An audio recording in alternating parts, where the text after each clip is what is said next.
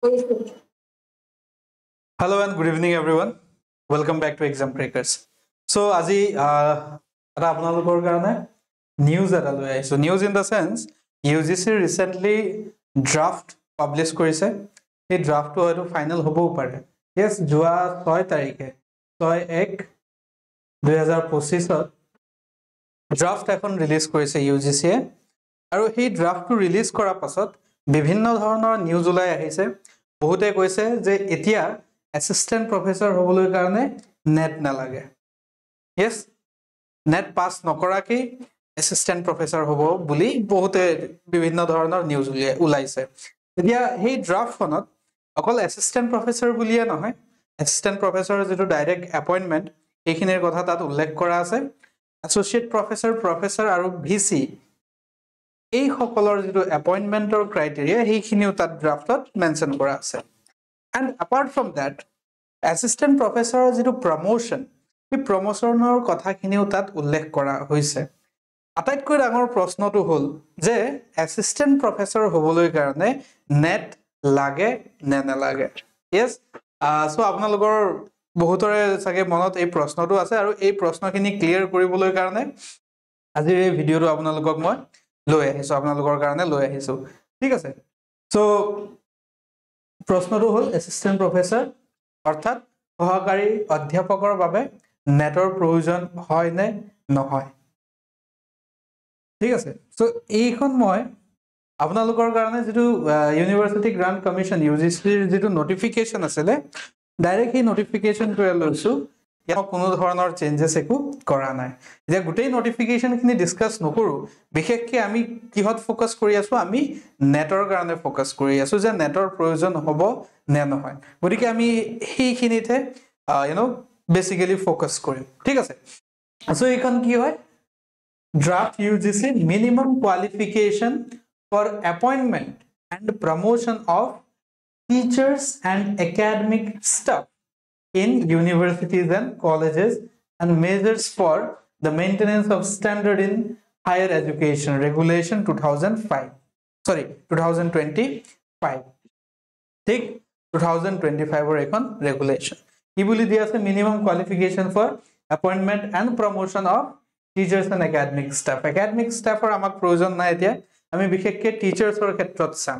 aru teachers khini kot university as well as college mane college to eikhini applicable hobo ঠিক আছে চলো so last যেটো draft আহিছিলে last draft kon asile 2018 ত আহিছিলে 2018 ত অহা পাছত এইবাৰ 2025 ত 6 তাৰিখে yes বছৰৰ একদম প্ৰথম সপ্তাহটোতে এটা ব্ৰেকিং নিউজ বিগ আপডেট দি দিলে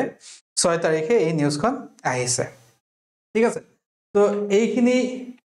আমাক ইমান প্ৰয়োজন নাই ঠিক আছে তো এই ড্ৰাফটটো কি বুলি কোৱা হৈছে দিস ইজ নন এজ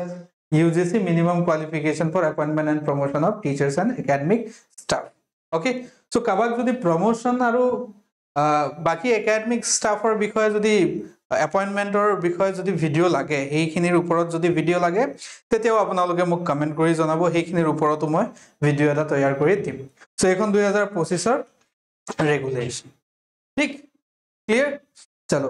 এইখিনি আমাৰ কাৰণে বৰ বিশেষ ইম্পৰ্টেন্ট নহয় কিয় ইম্পৰ্টেন্ট নহয় বিকজ ইয়াত this applications or title মানে এই ড্ৰাফটখনৰ বিষয়ে ইয়াত উল্লেখ কৰা হৈছে সো এইখিনি আমাৰ কাৰণে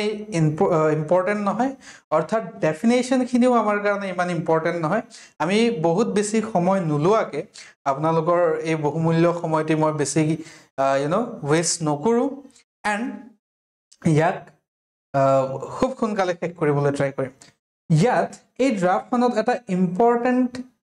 matter by এটা important issue হল ইন্ডিয়ান ল্যাঙ্গুয়েজ ঠিক আছে এই ইন্ডিয়ান ল্যাঙ্গুয়েজৰ কথা মই কিয় উল্লেখ কৰিছো আপোনালোকে মনত ৰাখিব পাছত মই এইখিনি ডিসকাস কৰি আছো ঠিক 8 শিডিউলত যিখিনি এইখিনি আছে এইখিনি লাগিব চলো ঠিক আছে সো এইখিনি পিয়াৰ ৰিভিউ ইয়াৰ গুটে ডেফিনেশনস খিনি ইয়াত দিয়া হৈছে ওকে এতিয়া আমি মেইন পইণ্ট যেটো এই মেইন পইণ্টটোলে মুভ কৰো that is general condition recruitment and promotion ঠিক আছে তো ইয়াত কি বুলি দিয়া আছে অকমান চাই লও the direct recruitment of the post of assistant professor, associate professor and professor in the higher educational institutions shall be based on what? It should be based on merit. Merit-or oporat base koribo, definitely marks or oporat base koribo. Yes, aru all India advertisement, newspaper advertisement hobo lagibo, tar oporat base kori he gutei selection khini kora hobo. If the discipline subject chosen in 4-year undergraduate program level 6 or postgraduate program 6.5 or 7 is different from chosen discipline subject in PhD, the discipline subject in which candidate obtain PhD shall be considered eligible for appointment as assistant professor by associate by professor. That means what? Apuni apunar jitu undergraduate course XYZ subject ot koribo pare. Say for example apuni pol science ot undergraduate korile, ঠিক আছে, বা same একই pol science ত আপনি পিজিও কৰিলে বা master ডিগ্ৰিও কৰিলে বা সে ফৰ एग्जांपल এমএ কৰিলে এমএসসি কৰিলে, ঠিক আছে। এতিয়া পলিটিক্যাল সায়েন্সত মাস্টাৰ ডিগ্ৰি গ্ৰাজুয়েশন কৰিলে বাট পিএইচডি কৰোতে আপনি যদি সোশিয়োলজি সাবজেক্ট লৈছে তেতিয়া হলে আপোনাৰ যেটো অ্যাসিস্ট্যান্ট প্ৰফেসৰৰ এপয়েন্টমেন্ট হ'ব হেতু কোনটো সাবজেক্টৰ কাৰণে হ'ব? সোশিয়োলজিৰ কাৰণে হ'ব, not political science বা by any other subject. PhD is যেটো subject hobo that will be final, ঠিক আছে। If the discipline subject chosen in 4-year undergraduate program 6 level, এটা 4-year undergraduate program 6 level মানে যেটো NEP ৰ আন্ডাৰত 4 বছৰীয়া undergraduate আহিছে হেতু 6 level, ঠিক আছে। So তাৰ পাছত or postgraduate program that is 6.5 or 7 is different from chosen discipline subject in NET SLET. So yat NET SLET or kotha ullekh kora ase kintu, so ami direct kobo noaru je NET SLET nalage, but yes apuni undergraduate ba postgraduate subject jikuno post graduation jikuno subject ot koribo pare, kintu NET SLET apuni jitu subject ot qualify koribo সেই সাবজেক্টটোহে আপোনাৰ appointment হ'ব, বেলেগ সাবজেক্টত নহয়। মই যেনিবা এডুকেশনত গ্ৰাজুয়েশন কৰিলো, এডুকেশনত post গ্ৰাজুয়েট কৰিলো, বাট মই যদি নেট বা স্লেট সাইকোলজি যদি ক্লিয়াৰ কৰো তেতিয়া হলে অ্যাসিস্ট্যান্ট প্ৰফেসৰ হিচাপে মই মোৰ এপয়েন্টমেন্ট কোড হ'ব সাইকোলজিত হ'ব, এডুকেশনত নহয়, ঠিক আছে। এইখিনি মনত ৰাখিব, এই দুটা পয়েন্ট ইম্পৰ্টেন্ট হয়, এই দুটা পয়েন্ট মনত ৰাখিব, ঠিক। পিএইচডি যেটো সাবজেক্টত পিএইচডি হ'ব এই সাবজেক্টত আপোনাৰ সিলেকশন হ'ব as an assistant professor, and at the same time net বা slate যেটো সাবজেক্টত কোয়ালিফাই কৰিব সেই সাবজেক্টতহে আপুনি এলিজিবল হ'ব, এইখিনি ইম্পৰ্টেন্ট, ঠিক আছে। বাকি এই এজ ৰিল্যাক্সেশন আৰু এইখিনি আছে, এইখিনি বাৰু বা মাৰ্কস ৰিল্যাক্সেশন এইখিনি আছে, এইখিনি মই এতিয়া ডিসকাস নকৰো, এইখিনি যেটো আগৰ পৰা চলি আহি আছে ঠিক তেনেকৈ আছে। বাট ইয়াত এটা important matter, important topic, yes, that is one or more qualification class 12 UG PG and PhD in Indian language medium may be encouraged. তার মানে কি আপনি ধৰি লওক ক্লাস 12 বা ইউজি বা পিজি বা পিএইচডি কৰোতে যিকোনো এটা ইন্ডিয়ান ল্যাঙ্গুৱেজ, এতিয়া ইন্ডিয়ান ল্যাঙ্গুৱেজ বুলি মই যেতিয়া কৈছিলো মই অথনিও মেনশন কৰিছিলো যে ইন্ডিয়ান ল্যাঙ্গুৱেজ বুলি কওঁতে কি বুজোৱা হৈছে 8 শিডিউলত যিখিনি ল্যাঙ্গুৱেজ আছে these are Indian language. So যিকোনো এটা ইন্ডিয়ান ল্যাঙ্গুৱেজ ইয়াত আপোনাৰ যদি প্ৰফিচিয়েন্সি আছে, yes, সেই ইন্ডিয়ান ল্যাঙ্গুৱেজটো আপোনাৰ যদি ক্লাস 12ত যদি আছিল,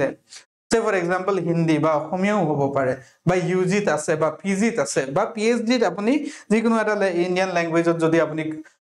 প্ৰফিচিয়েন্সি আছে বা যদি তাত ৰিসাৰ্চ কৰা আছে তেতিয়া হলে কি হ'ব, তাক এনকাৰেজ কৰা হ'ব। দ্যাট মিন্স ল্যাঙ্গুৱেজক প্ৰাধান্য দিয়া হৈছে, ঠিক আছে, basically Indian language, yes।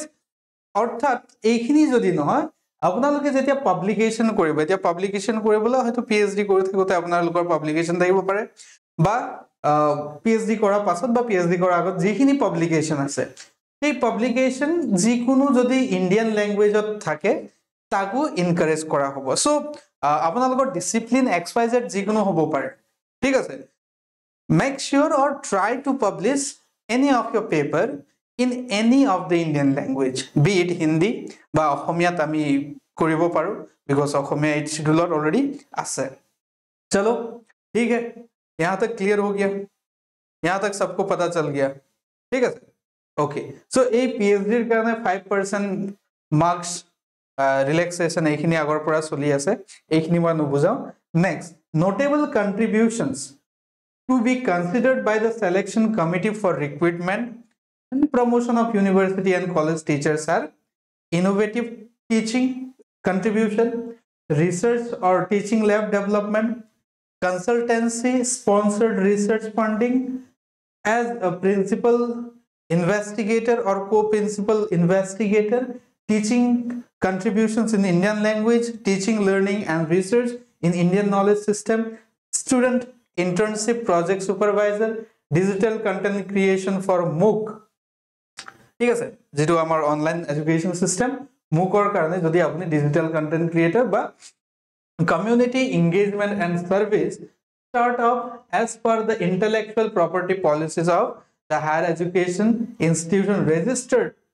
with the registrar of companies as a founding promoter successfully raising funding through government angel or venture funds to support the startup. That means আপনার এইখিনি যদি you know selection committee এইখিনিত যদি আপোনালোকৰ proficiency আছে এইখিনি কাম যদি আপোনালোকে কৰিছে তেতিয়া selection committee সেইখিনিক preference দিব ঠিক আছে এইখিনিত আপোনালোকে preference পাব ঠিক তেনেকৈ এইখিনি যদি আছে আপোনাৰ innovative information service design and implemented user interaction activities এইখিনি যদি আপোনাৰ extra activities ত যদি আপোনাৰ proficiency আছে এইখিনিকো encourage কৰা হ'ব ঠিক আছে সো এইখিনি research publication peer reviewed হ'ব লাগে এইখিনি তো অলৰেডি আগৰ পৰা চলি আহি আছে আমি মেইন পইণ্টলৈ আগবাঢ়ি যাম ঠিক আছে চলো so the PhD degree shall be mandatory qualification for promotion of assistant professor ঠিক আপুনি assistant professor হিচাপে appoint without PhD হ'ব পাৰে but promotionৰ কাৰণে আপোনাক কি লাগিব আপোনাক PhD লাগিব promotion যদি আছে promotion যদি লাগে তেতিয়া হলে PhD কৰিবই লাগিব ঠিক আছে এতিয়া এই যিখন ড্ৰাফট এইখন ড্ৰাফটত ইয়াত twist and turn আছে कहानी में twist है ठीक है कहानी में twist है अब वो twist क्या है वो अपन थोड़ा सा देख लेते हैं so let's get into direct recruitment discuss कर आगत ए पॉइंट टू डिस्कस करिलो candidate registered for PhD degree prior to July 11 2009 और आगत जदि PhD करा আছে shall be governed by provision of then existing ordinance bylaws regulation of institution awarding the degree and such PhD candidate shall be exempted from net slate recruitment that means যি সকলে 2009 ৰ আগত PhD কৰিছে তেওঁলোকে net slate যদি না থাকে নিদিলেও আপত্তি নাই ঠিক আছে এইখিনি আগৰ পৰা এনেকে চলি আহিয়ে আছে এতিয়া যেটো নতুন এইখিনি ইয়াত আমি ডিসকাস কৰিম মেইনলি মই এইখিনি আপোনালোকৰ কমন বুজাই দিছো যাতে আপোনালোকৰ এইখিনি ক্লিয়াৰ হৈ যায় so minimum qualification experience and accomplishment for discipline of arts commerce মানে যিখিনি সাবজেক্ট আছে আৰু ঠিক আছে সকলো সাবজেক্টত কি থাকিব লাগে assistant professor ৰ কাৰণে আমি বেসিক্যালি assistant professor ৰ কাৰণে ডিসকাস কৰিম ঠিক আছে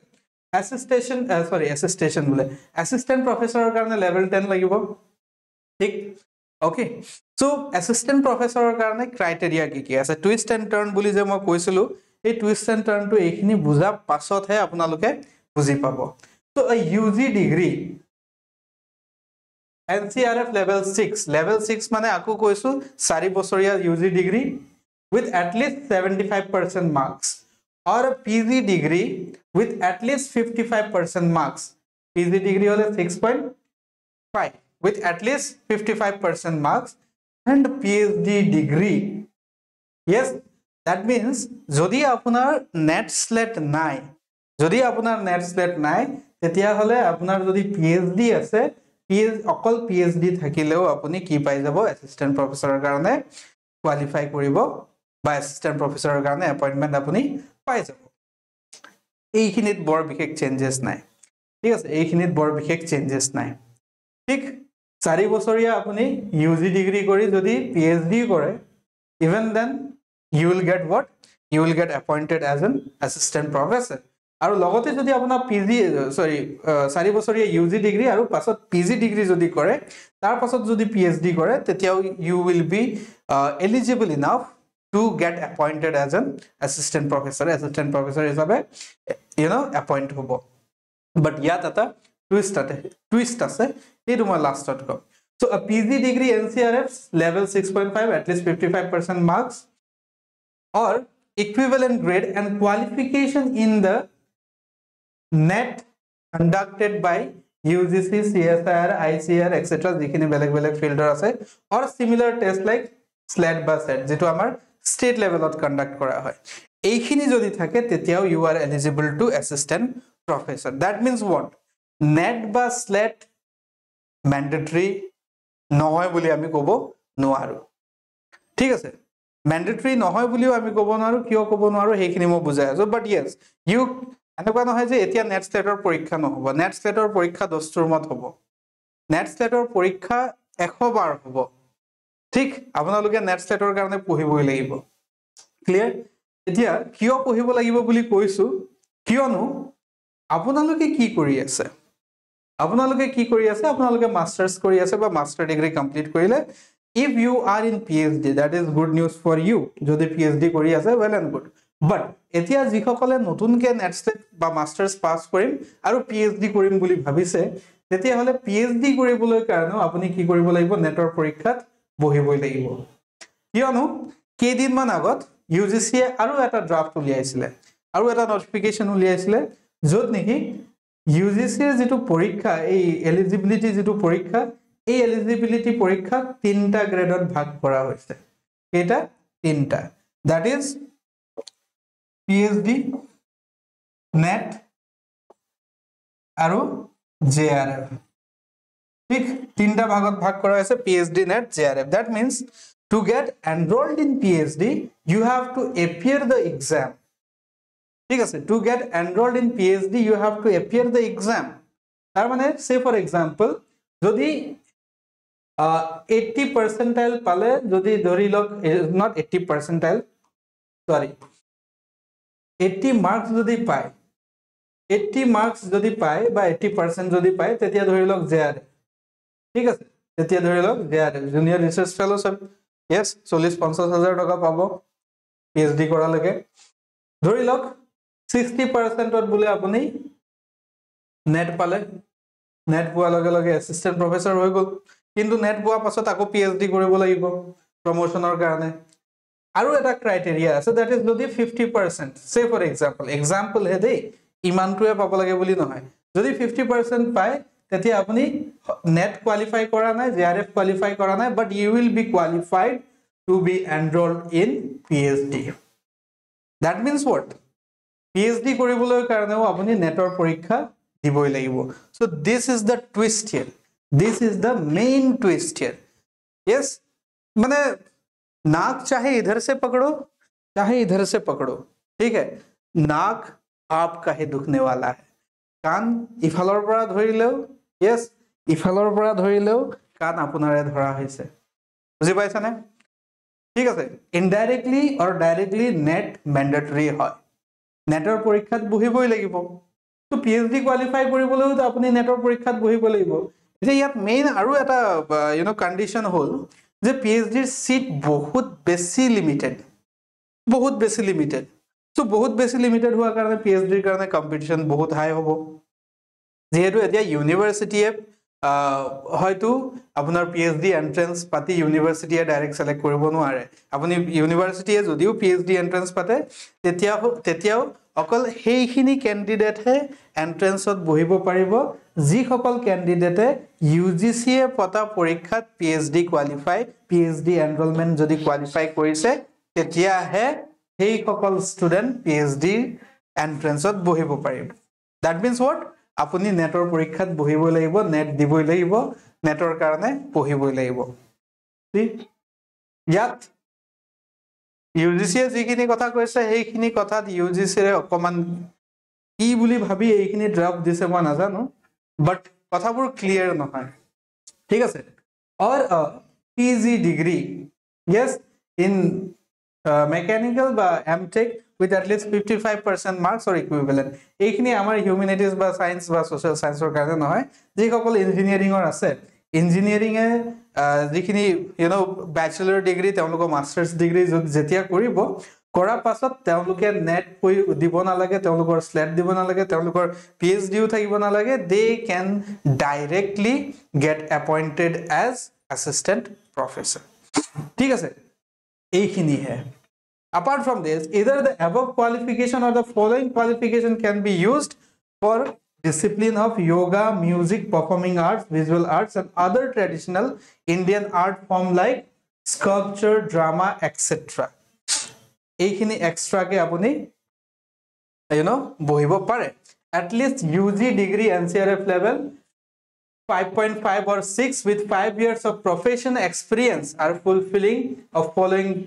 criteria yes commendable professional achievement hobo lagibo adequate knowledge of theory and ability to teach yes so fulfillment of above two criteria shall be determined by the selection committee based on the recommendation for 3 external subjects expert that means net slet PhD nohua ke এই external experts খিনিকে appoint করা হবো তার বাহিরে বাকি G disciplines সমূহ আমার conventional G সকল ডিসিপ্লিন চলি আছে সেই ডিসিপ্লিনত নেট স্লেট ইম্পর্টেন্ট হয় নেট স্লেট যদি না থাকে পিএইচডি লাগিবই ঠিক আছে আৰু এতিয়া কন্ডিশনটো হল যে পিএইচডি কৰিবলৈ কাৰণেও আপুনি নেট পৰীক্ষা ক্লিয়াৰ কৰিব লাগিব তেতিয়াহে আপুনি পিএইচডিত বহিব পাৰিব সো ঘুমা ফিৰা के बात ये है कि नेट स्लेट प्रयोजन है ठीक है मतलब आप नाक इधर से पकड़ो या फिर नाक इधर से पकड़ो सीधे पकड़ो या फिर हाथ घुमा के पकड़ो नाक आपका ही दुखने वाला है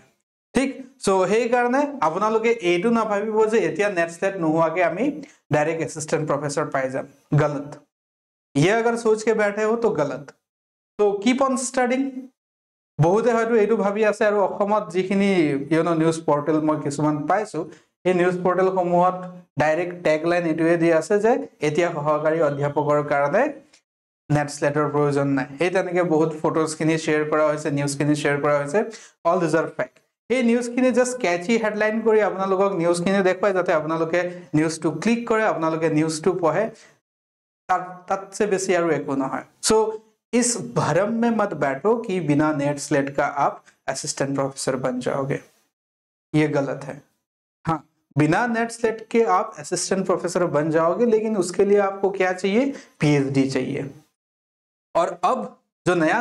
रेगुलेशन आया हुआ है उस रेगुलेशन के तहत आपको पीएचडी पे एनरोल होने के लिए नेट स्लेट क्वालिफाई करना पड़ेगा या फिर यूजीसी नेटर जेटु परीक्षा हे परीक्षाটো আপোনালোকে পিএইচডি এনৰোলমেন্টৰ যেটো ক্ৰাইটেৰিয়া যেটো স্ট্যান্ডাৰ্ড হে নৰ্মস খিনি আপোনালোকে ফুলফিল কৰিব লাগিব হেইখিনি কোৱালিফাই কৰিব লাগিব তেতিয়াহে আপোনালোকে পিএইচডি এডমিশন পাব यस এই ৰেগুলেশন ওলোৱা আগত যি সকলে পিএইচডি কৰি আছে তেওঁলোকৰ কাৰণে ভাল খবৰ নেট স্লেট নোহোৱাকে যদি কোনোবাই পিএইচডি পাই গৈছে পিএইচডি কৰি আছে it's well and good for that তেওঁলোকে পাব বাট যি সকল নতুন পিএইচডি কৰিম বুলি যদি ভাবিছে তেতিয়াও আপুনি নেট স্লেটৰ কাৰণে পঢ়িব লাগিব আৰু নেট স্লেট বুলি মই দুইটাকে মই সাইমালটেনিয়াসলি এই কাৰণে ইউজ কৰি আছো বিকজ নেট বা স্লেট পেপাৰ একেই হয় কোনো বেলেগ ধৰণৰ সিলেবাস নাই ঠিক আছে কোনো চেঞ্জেস নাই পেপাৰ একেই হয় যদি আপুনি নেট কোৱালিফাই কৰে আপোনাৰ স্লেট কোৱালিফাই কৰা চান্স থাকে যদি স্লেট কোৱালিফাই কৰে তাতকে অকমান যদি বেছিকে পঢ়ে নেট কোৱালিফাই কৰিব ঠিক আছে সেই কাৰণে পিএইচডি কৰিম বুলি যদি ভাবিছে তেতিয়াও আপোনালোকে নেট স্লেটৰ কাৰণে পঢ়িবই লাগিব এতিয়া মানে নেট স্লেটৰ কাৰণে পঢ়াটো অকল এসিস্ট্যান্ট প্ৰফেসৰ বা জেআৰএফ নহয় পিএইচডি এন্ট্ৰেন্সত বহিবলৈ কাৰণেও আপোনালোকে কি কৰিব লাগিব নেট বা স্লেট দিব লাগিব সো হেইখিনিয়ে আই হোপ এইখিনি আপোনালোকৰ ডাউট খিনি ক্লিয়াৰ হ'ল বহুতে বুজি পালে ঠিক আছে আৰু আপোনালোকৰ কাৰণে ভাল খবৰ যে অসমত প্ৰথমবাৰৰ বাবে আমি অসমীয়াত গোটেইখিনি আপোনালোকক বুজাম নেট স্লেটৰ আমি বাহিৰৰ যিখিনি চেনেলবোৰ আছে অসমৰ বাহিৰৰ তেওঁলোকেও পঢ়াই নো ডাউট বাট তাত হিন্দী আৰু ইংলিছত থাকে সো আমি অসমত প্ৰথমবাৰৰ বাবে অসমৰ যিমানখিনি ল'ৰা ছোৱালী আছে যিসকলে পিএইচডি কৰিম বা এসিস্ট্যান্ট প্ৰফেসৰ হোৱা সপোন যিসকলে দেখি আছে তেওঁলোকৰ কাৰণে আমি নেট স্লেটৰ কোৰ্স লঞ্চ কৰি আছো এই দুই এদিনত আমাৰ app exam crackers Assam Google Play ষ্টৰত আপোনালোকে ডাউনলোড কৰি লওক এই এপটোত আপোনালোকে চেক কৰিব পাৰে ঠিক আছে আৰু এই ভিডিওৰ ডেসক্ৰিপচনত আমি WhatsApp গ্ৰুপৰ লিংক আপোনালোকক দি দিম এই WhatsApp গ্ৰুপৰ লিংকৰ দ্বাৰা আপোনালোক আমাৰ WhatsApp গ্ৰুপত এড হ'ব পাৰে সো দ্যাট যিমানখিনি আমি ভিডিওছবোৰ আনি থাকিম সেই গোটেই ভিডিওছখিনি আপোনালোকে পাই থাকে যে ঠিক আছে যদি আপোনালোকৰ কিবা কোৱেৰি থাকে যদি আপোনালোকৰ কিবা প্ৰশ্ন থাকে আপোনালোকে কমেন্ট সেকশনত কমেন্ট কৰিব পাৰে বা আমাৰ যেটো নম্বৰ 6000575929 কিমান 6000575929 এই নম্বৰত আপোনালোকে যোগাযোগ কৰিব পাৰে বা আমাৰ এপ